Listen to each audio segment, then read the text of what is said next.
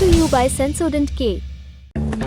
बस पैक नहीं है। SLS पैराफिन और दूध का करंट भी कौन? तो लाइफ का करंट ऑन? कुछ भी। तो ट्राई करके देख ले। Sensodyne K toothpaste for sensitive teeth. एक प्रेस कॉन्फ्रेंस और हो रही थी जिसने तापमान थोड़ा और बढ़ाया। इस पत्रकार वार्ता को संबोधित किया था कांग्रेस सांसद राहुल गांधी, शिवसेना यूबीटी सांसद संजय राउत और एनसीपी शरद पवार की सांसद सुप्रिया सुले ने। वजह साल 2024 के महाराष्ट्र विधानसभा चुनाव के नतीजे। मीडिया से बातचीत में नेताओं ने केंद्रीय चुनाव आयोग पर आरोप लगाए। क्या कहा, बिंदुवार जानते हैं। विधानसभा 2019 और लोकसभा 2024 के बीच 5 साल में 32 लाख नए मतदाता जोड़े गए, जबकि लोकसभा 2024 और विधानसभा 2024 के बीच 5 महीने में 39 लाख नए मतदाता जोड़े गए। सवाल, 5 महीने के अंदर पिछले 5 साल से ज्यादा मतदाता कैसे जोड़े गए? राज्य में अडल्ट आबादी 9 करोड़ 54 लाख है, लेकिन विधानसभा चुनाव में 9 करोड़ 70 लाख लोगों ने वोट दिए। मतदाताओं की कुल संख्या महाराष्ट्र की कुल अडल्ट आबादी से ज्यादा कैसे हो सकती है? There are many voters that have been deleted. Voters who are in one booth who have been transferred to another booth. Most of these voters come from Dalit communities, tribal communities, minority communities. Right? So we want to understand this.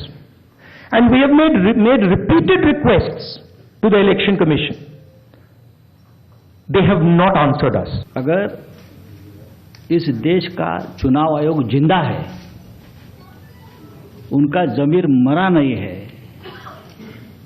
तो जो प्रश्न राहुल जी ने चुनाव आयोग को पूछे हैं उनका जवाब चुनाव आयोग ने देना चाहिए।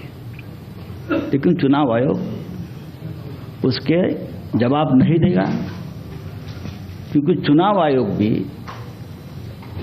जो सरकार बनी है वो सरकार की गुलामी कर रहे हैं। इलेक्शन कमीशन वैसे तो बड़ी महत्वपूर्ण जगह है, लेकिन मैं बड़ी विनम्रता से कहना चाहती हूँ, हम और सेना बहुत वहाँ लड़े।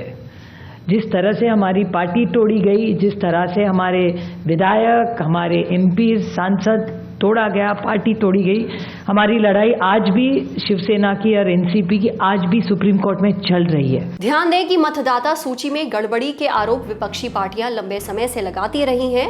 इस बार लोकसभा नेता विपक्ष ने इल्जाम लगाया तो महाराष्ट्र के मुख्यमंत्री देवेंद्र फडणवीस ने भी जवाब दिया। वोटर्स कहां से आए, वोटर कहां आए, किसका नाम काटा, इसका सारा जवाब इलेक्शन कमीशन ने दिया हुआ है, इसलिए उसका अलग से जवाब देने की कोई आवश्यकता भी नहीं है। राहुल गांधी एक प्रकार से कवर फायरिंग कर रहे हैं, क्योंकि उनको पता है 8 तारीख को दिल्ली के रिजल्ट के बाद उनकी पार्टी का दिल्ली में नामो निशान समाप्त होने वाला है। इसलिए उस दिन क्या बोलना और किस प्रकार से नया नैरेटिव तैयार करना, इसकी प्रैक्टिस वो कर रहे हैं। फिर इन आरोपों पर चुनाव आयोग का भी रिएक्शन आया है।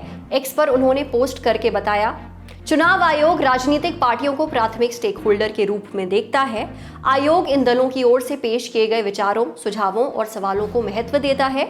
आयोग पूरे तथ्यों के साथ और प्रक्रियाओं का पालन करते हुए इन सवालों का लिखित जवाब देगा। इस खबर में जो भी अपडेट्स होंगे वो ललन टॉप आप तक लेकर आता रहेगा। कल यानी 8 फरवरी को सुबह 7 बजे से आप भी आ जाइएगा हमारे साथ दिल्ली चुनाव के नतीजे रियल टाइम देखने के लिए। साथ होंगे हमारे रिपोर्टर्स और एक्सपर्ट्स। जगह ललन टॉप का हर एक प्लेटफॉर्म।